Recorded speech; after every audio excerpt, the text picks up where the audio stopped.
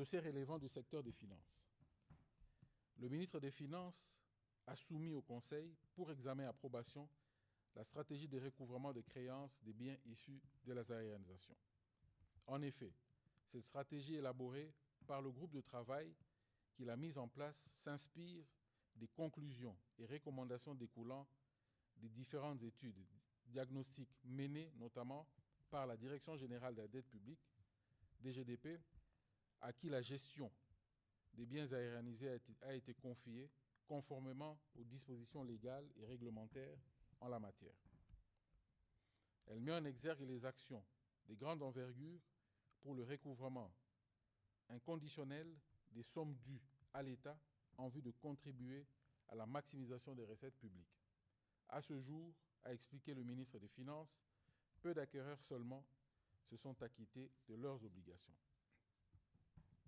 Sollicitant l'examen et l'adoption de la dite stratégie afin de permettre au Trésor public d'entrer dans ses droits, le ministre des Finances a souligné que cette validation autorisera la mise en place d'une commission intergouvernementale composée des ministères de la Justice, des Affaires foncières, Agriculture, Pêche et Élevage et des Finances, chargée d'assurer la mise en œuvre de la feuille de route dont les détails ont été communiqués aux membres du gouvernement. Après débat et délibération, le Conseil a adopté ce dossier. Examen et adoption de 4 textes. Projet de texte relevant du secteur des finances. Le ministre des Finances a soumis au Conseil pour examen et adoption 4 textes.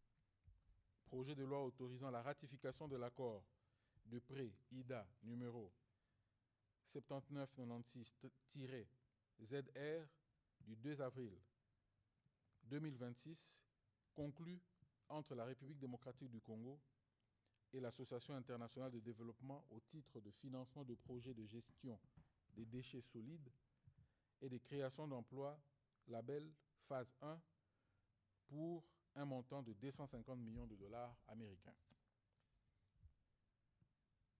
Projet de loi autorisant la ratification de l'accord de prêt IDA numéro 07977-ZR du 11 mars 2026, conclu entre la République démocratique du Congo et l'Association internationale de développement au titre du financement du projet Compétences pour la transformation économique et l'emploi en République démocratique du Congo, pour un montant de 300 millions de dollars américains.